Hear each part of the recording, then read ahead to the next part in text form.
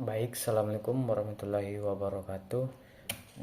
Di sini saya akan membuat tugas yaitu merangkum tentang konsep dasar dari pemrograman berorientasi objek. Nah, baik langsung saja. Pemrograman berorientasi objek atau biasa disebut PBO adalah sebuah paradigma pemrograman yang fokusnya bukan lagi pada langkah-langkah instruksi, melainkan pada objek. Kalau di pemrograman terstruktur, kita menuliskan urutan perintah itu dari awal sampai akhir.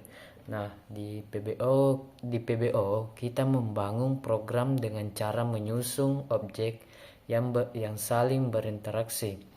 Objek ini bisa dianggap sebagai benda nyata yang punya data sekaligus perilaku. Kayak contoh robot lah itu. Kenapa PBO digunakan?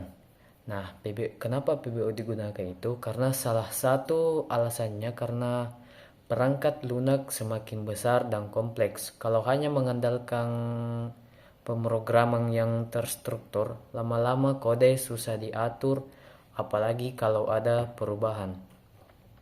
Dengan PBO, kita membagi program jadi bagian-bagian kecil yang lebih terorganisir, mudah dirawat, dan bisa dipakai ulang. Dari sisi biaya pun lebih efisien, karena programmer tidak perlu menulis ulang kode yang sama berulang kali. Nah, adapun ciri utama dari pemrograman berorientasi objek atau PBO ini, yang pertama itu ada enkapsulasi. Enkapsulasi itu menyembunyikan detail internet dan hanya memperlihatkan bagian penting saja. Misalnya, saat kita mengendarai mobil, kita cukup tahu cara menyalakan mesin, menginjak gas, dan mengerem. Kita tidak perlu tahu detail cara kerja piston atau sistem bakarnya itu semua. Nah, itu semua itu sudah terbungkus di balik interface yang sederhana. Kemudian ada yang kedua. Yang kedua ini ada pewarisan. Nah, pewarisan ini memungkinkan kelas anak mewarisi sifat dari kelas induknya. Contohnya, ada kelas hewan. Nah, dari kelas ini bisa dibuat kelas turunan seperti kucing, anjing, atau burung. Mereka itu otomatis punya atribut dasarnya itu hewan, seperti bisa makan atau bergerak, lalu bisa ditambahkan perilaku khusus dan sejenisnya, yang kayak hewan nyata pada umumnya. Yang ketiga, ada polimorfisme. Artinya itu satu interface bisa memiliki banyak bentuk. Contoh paling gampang lah, metode suara. Nah, ini bisa berbeda-beda. Kalau dipanggil di objek kucing, hasilnya pasti kayak suara meong. Kalau di anjing, hasilnya guk-guk. Kalau di burung jadi cuit-cuit. Nah, dari sisi pemanggil, kita tetap pakai nama yang sama, tapi hasilnya ini berbeda sesuai dengan objeknya yang diinginkan.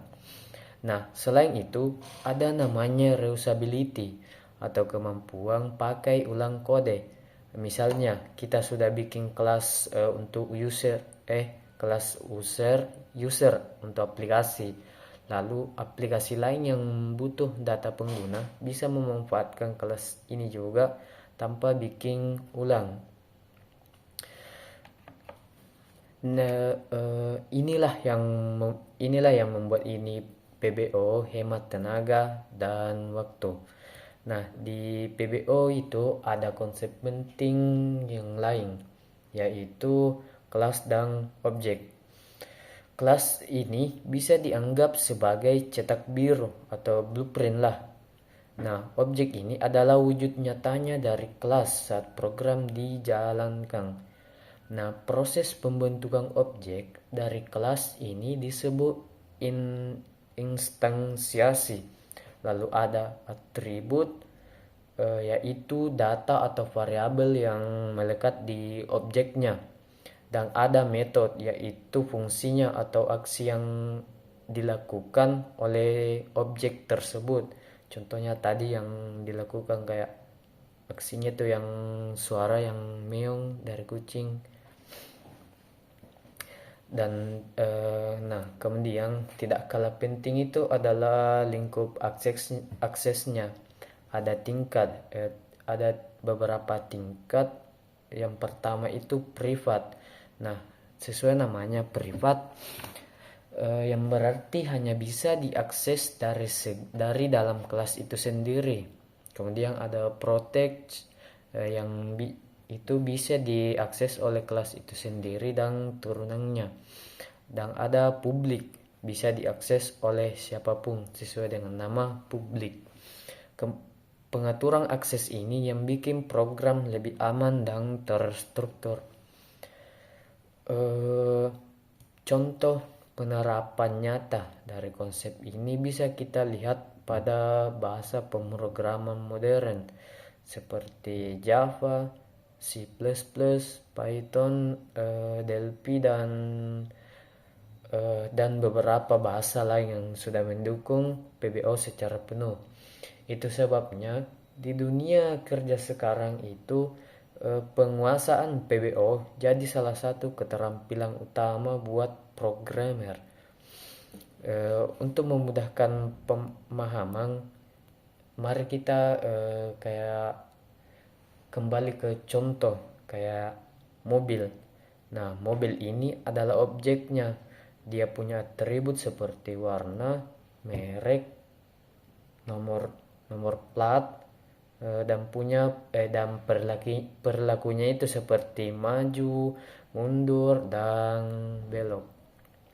Kita tidak perlu tahu mesin detailnya di dalamnya untuk bisa memakai mobil kayak mesin piston, suspensinya, dan lain-lain. Karena semuanya itu sudah diatur lewat interface seperti interface sendirinya ceritanya.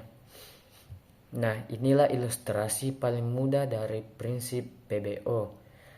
Dan singkatnya itu, PBO hadir untuk memecahkan masalah kompleks dalam pemrograman dengan fokus pada objek.